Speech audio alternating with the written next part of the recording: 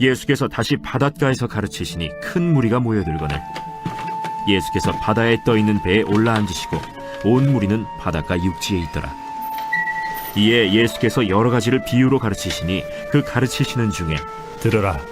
씨를 뿌리는 자가 뿌리러 나가서 뿌릴새 더러는 길가에 떨어짐에 새들이 와서 먹어버렸고 더러는 흙이 얕은 돌밭에 떨어짐에 흙이 깊지 아니하므로 곧 싹이 나오나 해가 돋은 후에 타서 뿌리가 없으므로 말랐고 더러는 가시떨기에 떨어짐에 가시가 자라 기운을 막음으로 결실하지 못하였고 더러는 좋은 땅에 떨어짐에 자라 무성하여 결실하였으니 30배나 60배나 100배가 되었느니라. 들을 귀 있는 자는 들으라. 우리 시온 찬양대 너무 고맙습니다.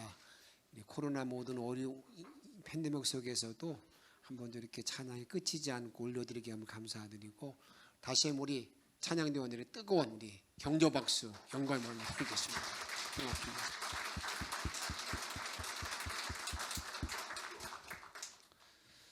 (2022년) 성탄주일 예배를 드리는 모든 성도들에게 성탄의 기쁨과 사랑과 희망과 평화가 가득 임하기를 축복합니다. 우리 서로 인사 나누십시다. 성탄 축하합니다. 다 인사, 앞뒤로 다 인사 나누십시오. 메리 크리스마스 인사 나누시기 바랍니다.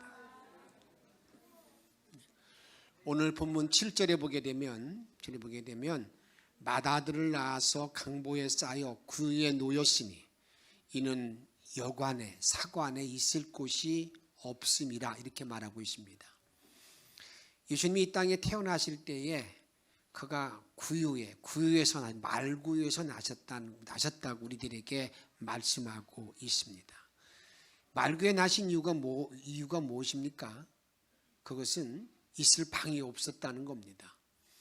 예수님 탄생할 때에 로마의 그 당시 황제가 이런 명령을 내렸습니다. 모든 로마의 시민들은, 로마의 속국 모든 사람들은 자기 고향 땅에 가서 호적하라, 인구조사를 하라고 명을 내렸어요.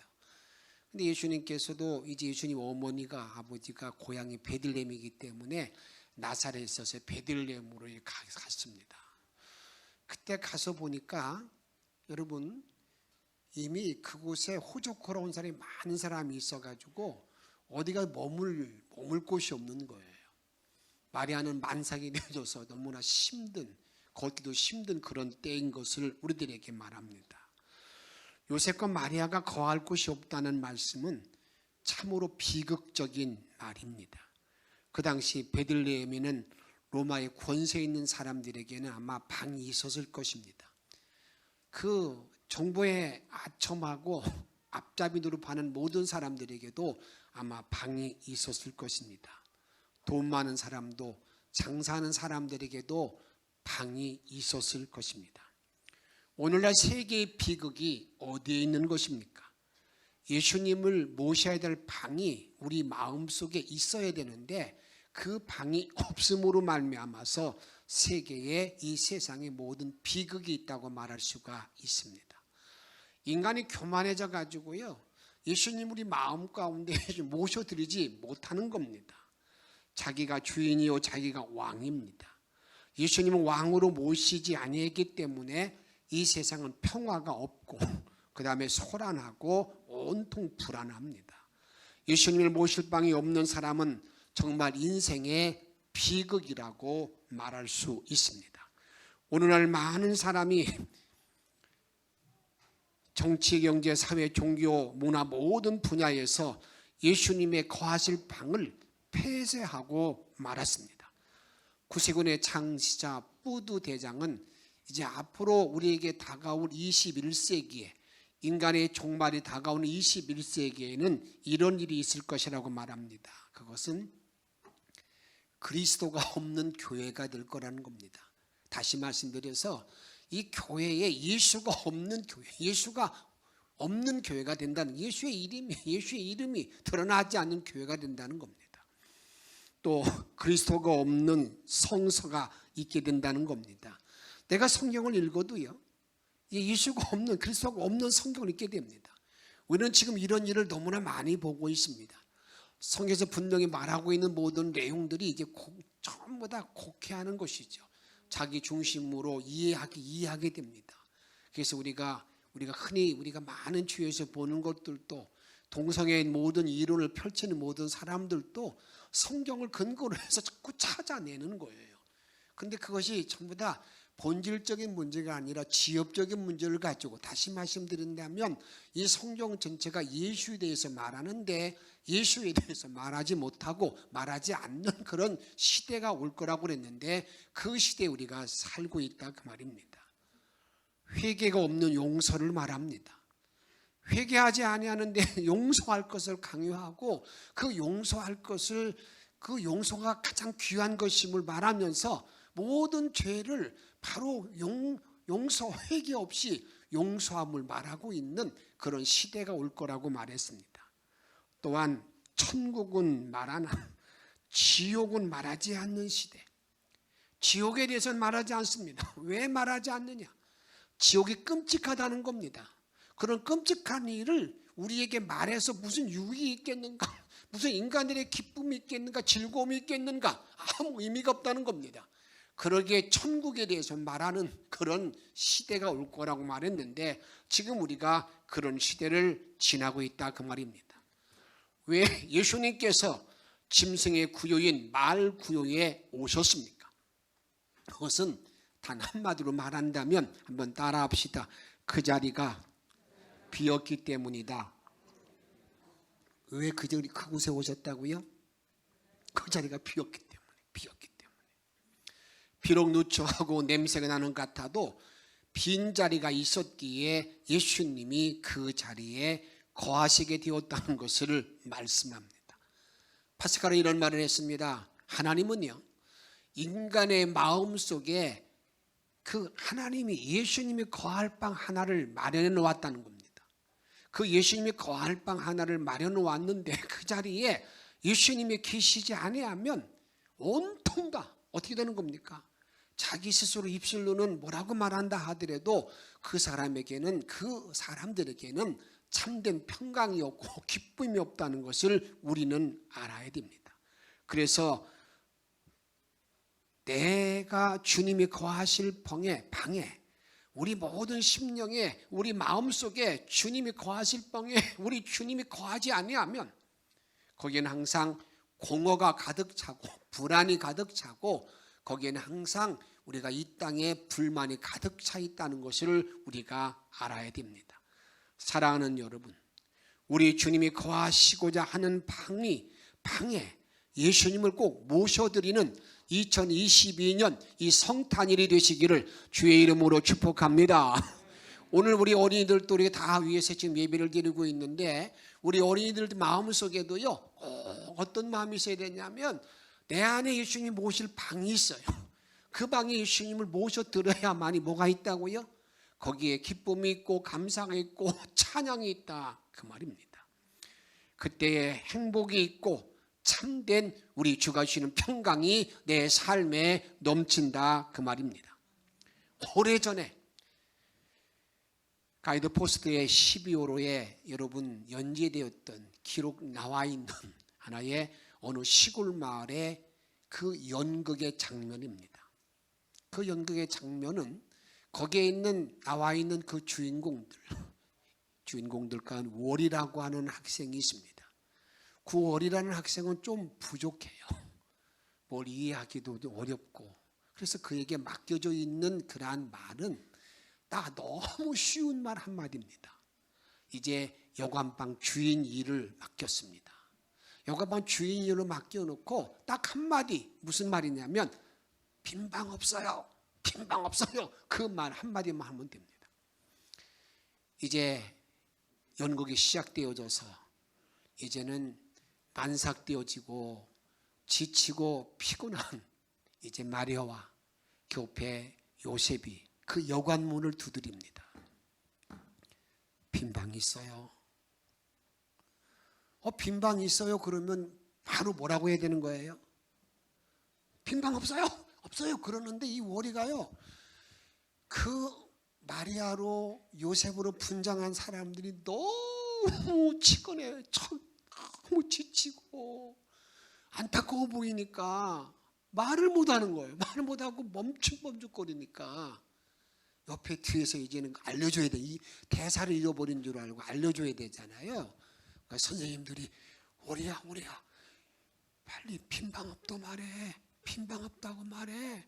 절대 빈방 방 있다고 하면 안 돼. 그러니까 이제 어떻습니까?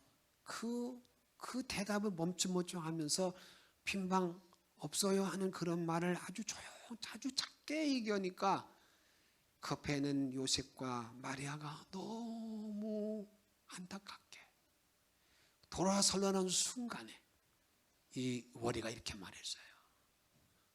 요셉, 마리아, 여기 내가 거할 방이 있어요.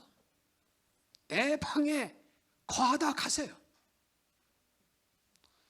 연극은 대본대로 되어지지 않았습니다. 그런데 거기 들었던 많은 사람들이 우리가 내 방이 빈 방이 내 방이 있으니 내 방에서 쉬었다 가라고 하는 그런 말에 큰 감동을 받게 되었습니다. 예수님께서 구유에 오심은 극단적인 자기 비하여 겸손을 말하는 것입니다. 하나님이 인간이 됐다는 그런 모든 그런 말씀의 의미가 무슨 말이냐? 그것은 아주 자기 겸손, 극단적인 비하, 이걸 말한다 그 말입니다. 천지를 창조하신 하나님이 세상에 오실 때에 처녀의 태에 들어가리 만큼 아주 작아지셨고 말구에 태어나실 만큼 아주 낮아지셨다는 것을 우리에게 말씀합니다. 예수님께서 태어나신 베들레헴에 가게 되면 말구유를 중심으로 해서 기원 후 4세기경에 로마의 콘스탄틴 황제가 거기에 예수님의 탄생교회를 지었습니다. 그 예수님의 탄생교회를 지어놓았는데 그 교회는 참 특이한 교회입니다. 여러분들 가보신 분은 알겠지만 그 예수님의 탄생교회는 여러분 문이 작습니다. 문이 작습니다. 문이 1m 20 정도가 되기 때문에 이젠 보통 사람들이 이렇게 서서 들어갈 수 없습니다. 아마 웬만한 사람이면요 초등학생 정도가 아니면 전부 다 고개를 숙이고 들어가야 돼 있습니다. 물론 그게 된 모든 이유는 여러분들이 이슬람이 이제 그 당시 유대 땅을 다스리게 될 때에 그 이슬람 사람들이 말을 타고 와서 그냥 성문에 예수님 교회에 들어가게 되니까 이러면 안 되겠다 그래서 아마 그 문을 이렇게 줄였다고 그래요. 줄였습니다. 그런데 거기에는 참 깊은 의미가 있는 거예요. 저와 여러분들이 예수님을 만나기 위해서는 어떻게 돼야 된다고요? 머리를 숙여야 된다는 거예요. 겸손한 마음으로 들어가지 아니하면 예수님을 만날 수가 없다는 겁니다. 예수님을 만나기 위해서는 우리가 겸손한 마음을 갖지 않으면 절대로 주님을 하나님 만날 수 없다고 말입니다. 이것을 야고보 4장 6절 이렇게 말하고 있습니다. 그러나 더 큰 은혜를 주시나니 하나님은 교만한 자를 물리치시고 같이 읽습니다. 겸손한 자에게 은혜를 주신다. 여러분, 주님이 나에게 은혜를 부어주시되 정말 내가 겸손할 때에 내 마음이 겸허할 때에 그때 은혜가 나에게 임하게 되는 것이지, 내 마음에 주님을 모시지 못하는 교만이 있을 때에는 그 자리에 그 사람에게는 정말 은혜가 임하지 못하고 평화가 임할 수 없다는 것을 우리들에게 말하고 있습니다. 생명의 예수 그리스도를 만나기 위해서는, 생명의 왕을 만나기 위해서는, 평화의 왕을 내가 맞이하기 위해서는 나 자신이 겸손해져야 된다 그 말입니다. 내 마음이 빈 마음, 가난한 마음이 될 때에 주님이 거하실 방이 되는 것입니다. 이 말구의 탄생의 의미를 빌보 2장 7절 이하에 보면 이렇게 말하고 있습니다. 오히려 자기를 비워 종의 형체를 가져 사람들과 같이 되었고 자기를 낮추시고 죽기까지 복종하셨으니 이는 곧 십자가의 죽으심이라.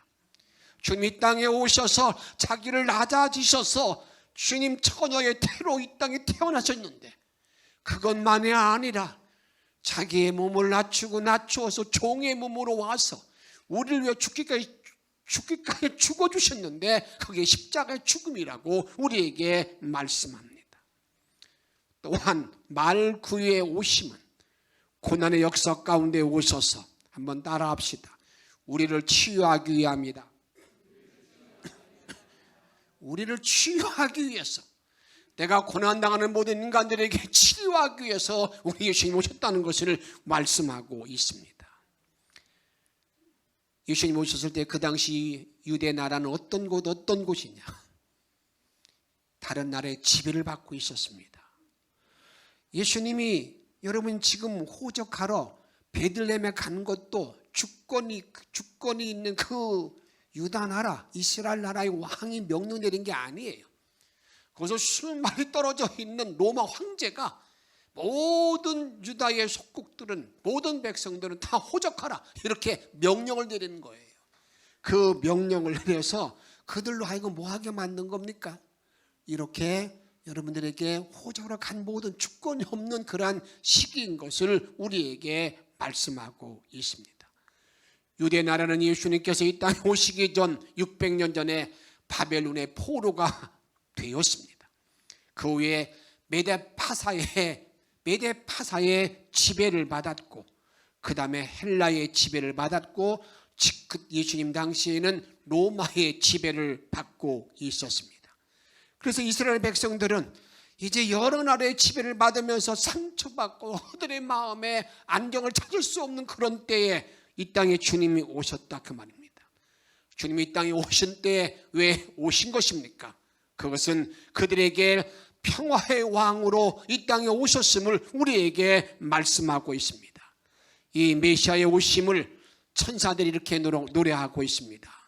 하늘에는 영광이에요, 땅에서는 기뻐하시는 사람들 중에 평화라고 우리에게 노래하였습니다.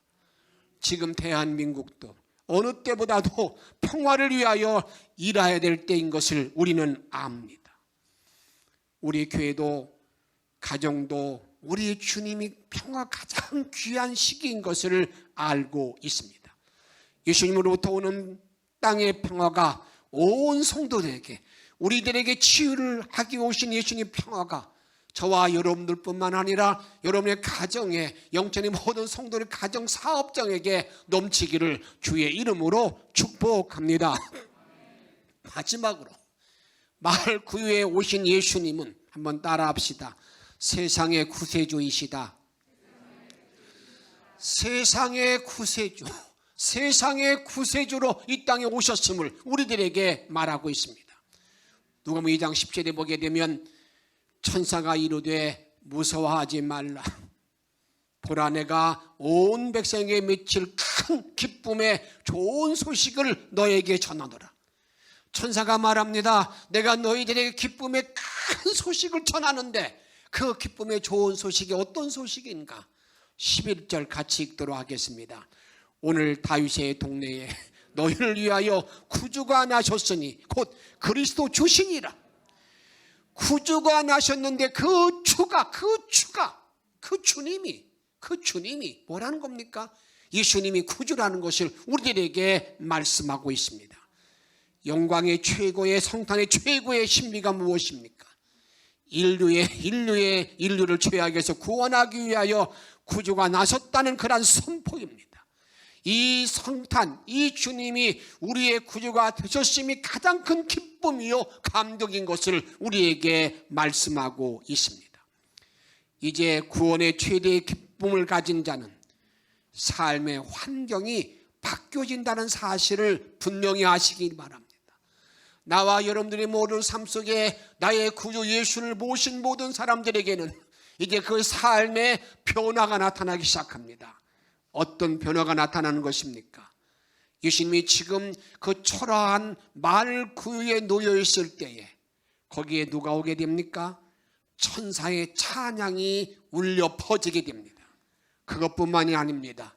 동방 박사들이 그 예수님을 만나러 와서 예수님께 엎드려 경배하면서 황금과 유향과 모략을 예물로 드리는 그러한 귀한 일이 벌어지게 됩니다. 정말 상상할 수 없는 일이 벌어지게 된 것을 우리들에게 말씀하고 있습니다. 구주되시는 예수 그리스도를 모시기만 하면 아무리 누추하고 허름해도 그 상황이 바뀐다는 사실을 확신하시고 그 믿음을 가지고 일생을 살아갈 수 있는 영천의 성도가 다 되시기를 주의 이름으로 축복합니다. 어떠한 변화가 나에게 나타나는 것입니까? 예수가 나의 구주가 되면 나에게 평화가 임하게 됩니다. 나에게 희망이 나타나게 됩니다. 나에게 구원의 역사가 일어날 뿐만 아니라 이제 남은 모든 날 동안에 빛된 삶으로 살 수 있는 은혜가 주어진다는 사실을 기억하시고 이런 주님을 모신 복된 종들의 삶으로 일생을 살아갈 수 있기를, 이런 성탄절이 되기를 주의 이름으로 축복합니다. 다시 부탁합니다. 정말 여러분은 예수님 모실 방이 정말 있습니까? 예수님이 계실 방에 여러분의 모든 주님을 모신 방이 지금 있습니까? 그 예수를 모시고 남은 일생을 희망으로, 평강으로, 사랑으로, 기쁨으로, 구원의 감격으로 일생을 살 수 있는 저와 여러분의 성탄의 기쁨과 감격이 되기를 주의 이름으로 축복합니다.